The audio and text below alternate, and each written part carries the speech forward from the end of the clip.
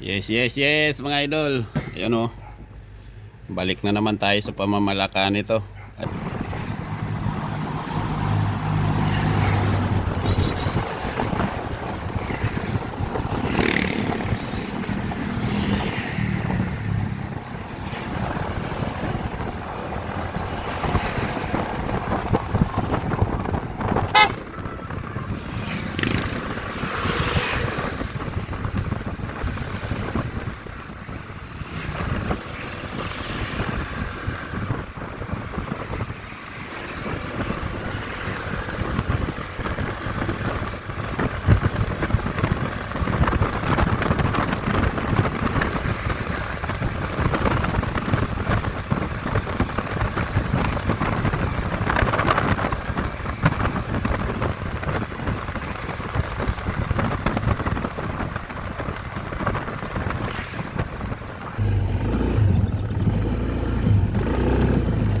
Yes, yes, yes mga idol. Nandito na naman tayo sa baluarte ni Romeo Mindanao TV.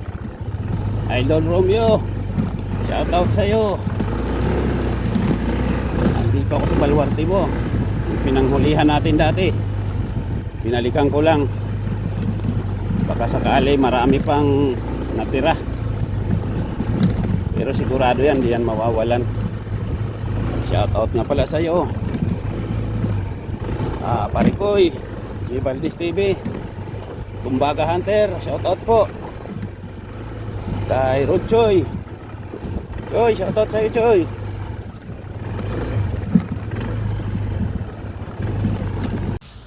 Yes, yes, yes mga idol. Bagong spot na naman to. Ito dati yung pinuntahan namin ni Romeo Mindanao TV. Dito to sa Barangay Quezio ng Santa Maria, Bulacan. Medyo napadayo tayo dito at wala na talaga doon sa mga spot na malapit sa amin, mga pinupuntahan ko dati. Pinanghuhulihan ko kasi doon, naubos na ata. Yan ang mga idol, nakagawa na tayo ng pagbabagsakan ng ating pamain. Dito tayo magtataw-taw, ganyan lang ginagawa natin. Diyan lang natin ibabagsak yung ating pain. Lalapit naman yan sila dito pagka tumutunog na yung speaker. Sige mga idol, abang-abang na lang tayo.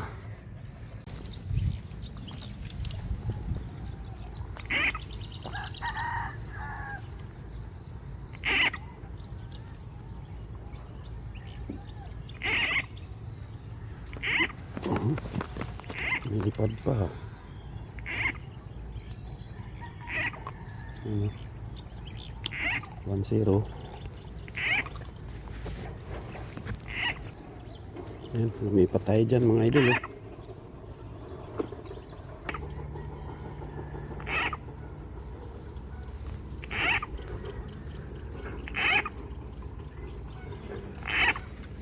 Okay.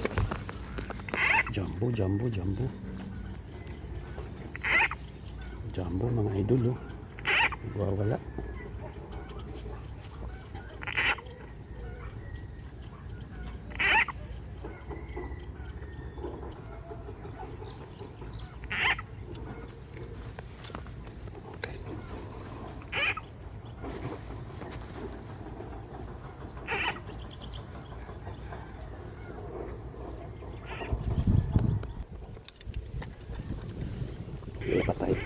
Lipat. Ikot tayo ng ikot sa ating spot.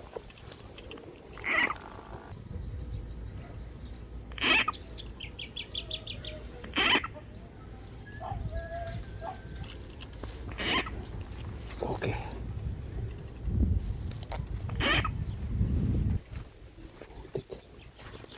Kuha yung pain natin nakuha.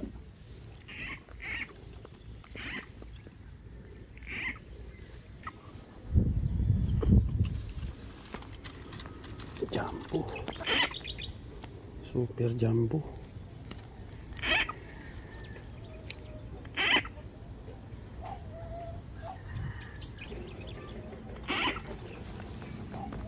Okay, lipad siya mga kaibigan.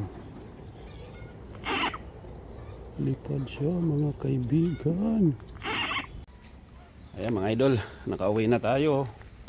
Kunti lang hinuli natin. Mga 1 kilo din siguro ito.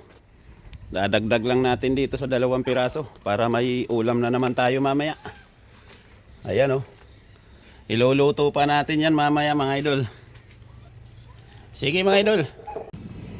Ayan na mga idol yung hinuli natin oh. Papakatay na natin dito sa mga mastermind natin. Tapos paring buta oh. Shoutout dyan pare buta. Oh, shoutout sa inyo lahat. Ayan oh.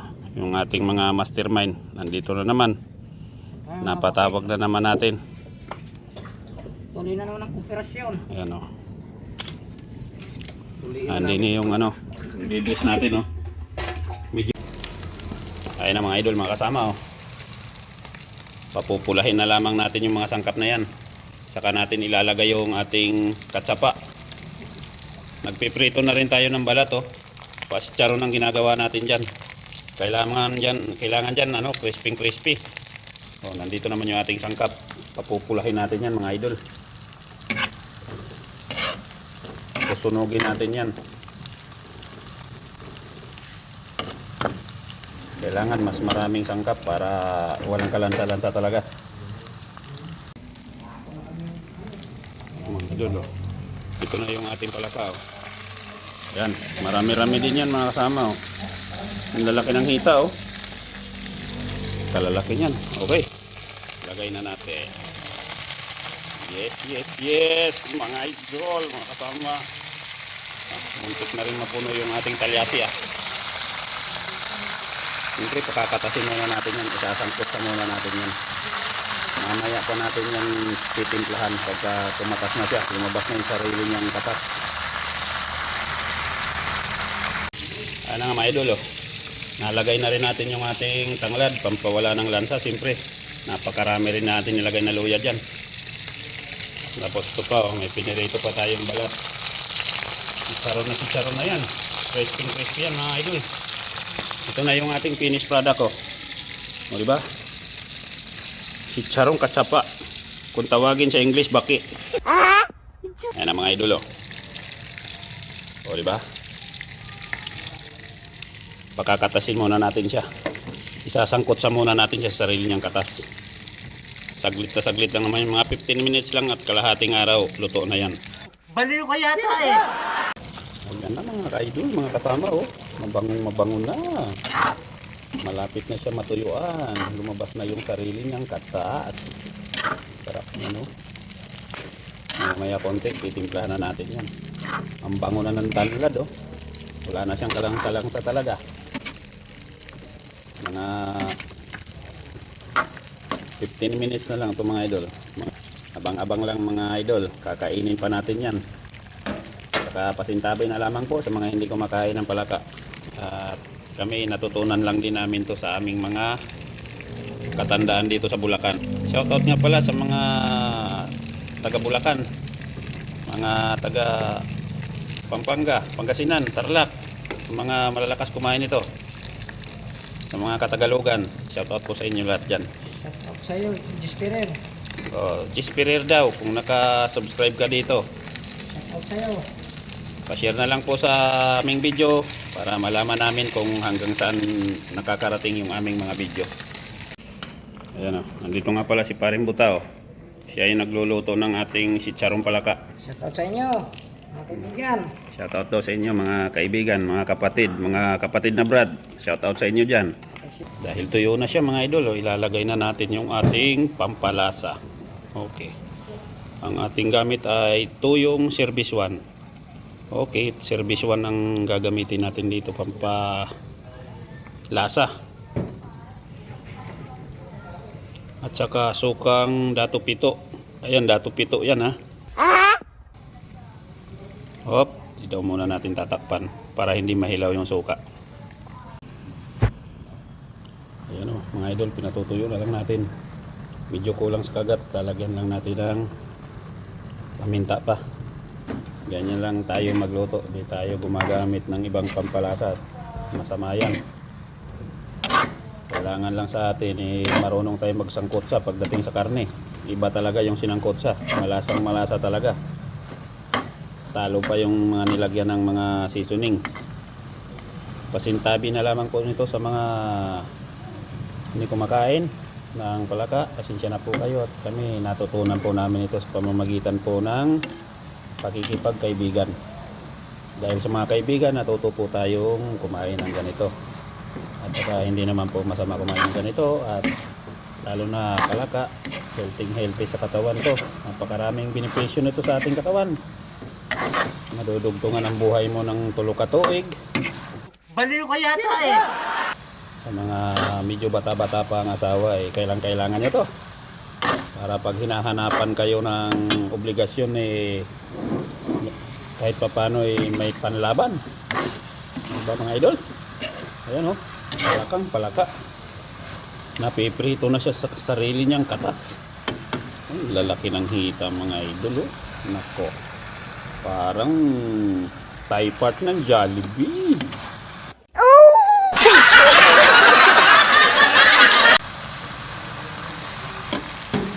Diba? Parang piniprito na siya sa sarili niyang katas. Napakatalap niyan mga idol. Ay dyan! Yes mga idol. Siyempre kukuha na tayo dyan. Aray ko. Yan o. Yun o. Nakakuha tayo ng hita o. Kasama Thai part o. Yun o. Aray ko.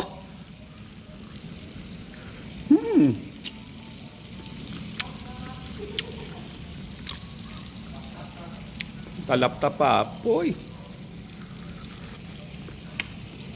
Sana, finish na.